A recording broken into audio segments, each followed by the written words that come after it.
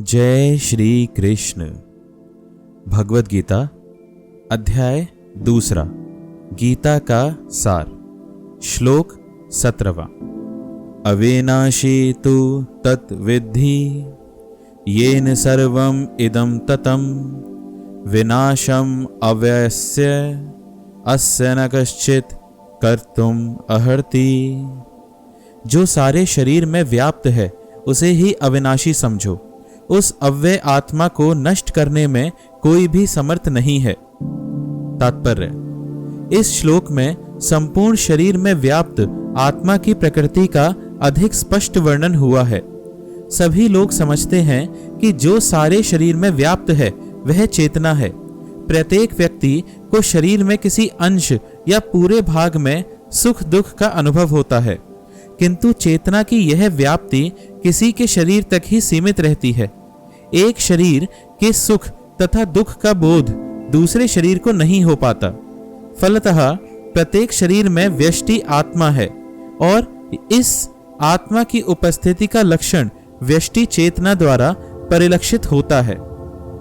इस आत्मा को बाल के अग्रभाग के 10,000वें भाग के तुल्य बताया जाता है।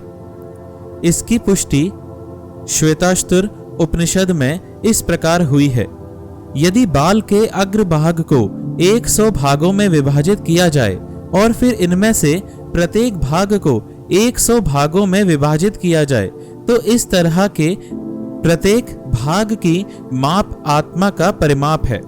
इसी प्रकार यही कथन निम्नलिखित श्लोक में मिलता है: आत्मा के परमाणुओं के अनंत कण हैं जो माप में बाल के अगले भाग नोक के 10,000वें भाग के बराबर हैं। इस प्रकार आत्मा का प्रत्येक कण भौतिक परमाणुओं से भी छोटा है और ऐसे असंख्य कण हैं। यह अत्यंत लघु आत्मा स्फुलिंग भौतिक शरीर का मूल आधार है और इस आत्म स्फुलिंग का प्रभाव सारे शरीर में उसी तरह व्याप्त है जिस प्रकार किसी औषधि का प्रभाव व्याप्त रहता है। आत्मा की यह धारा, विद्युत धारा, सारे शरीर में चेतना के रूप में अनुभव की जाती हैं और यही आत्मा के अस्तित्व का प्रमाण है। सामान्य से सामान्य व्यक्ति भी समझ सकता है कि यह भौतिक शरीर चेतना रहित होने पर मृतक हो जाता है और शरीर में इस चेतना को किसी भी भौतिक उपचार से वापस नहीं लाया जा सकता। अतः यह भौतिक संयोग के फलस्वरूप नहीं है, अपितु आत्मा के कारण है।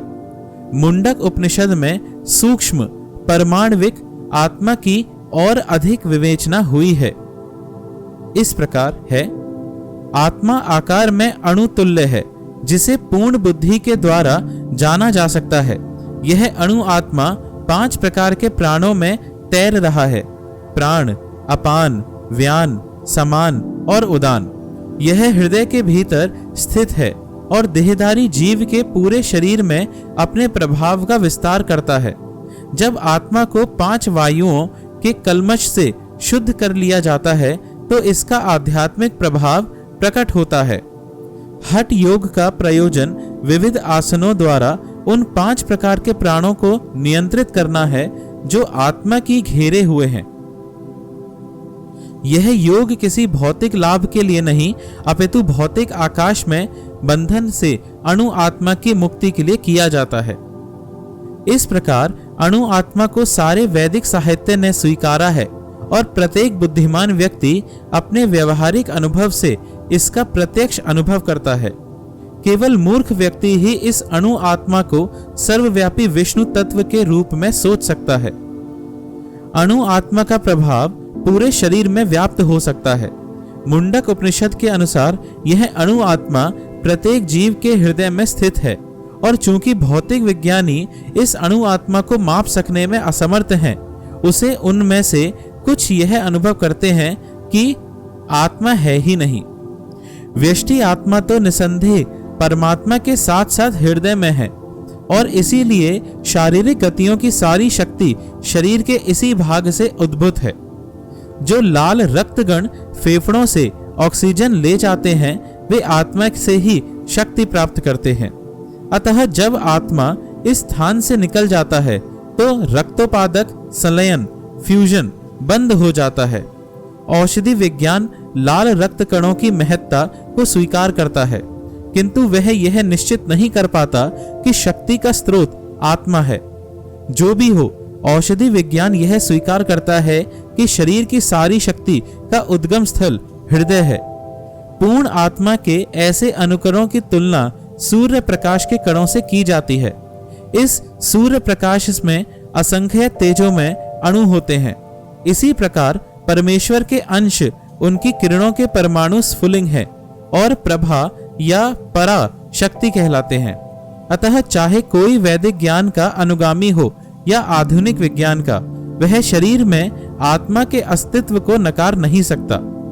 भगवान ने स्वयं भगवत गीता में आत्मा के इस विज्ञान का विशद वर्णन किया है।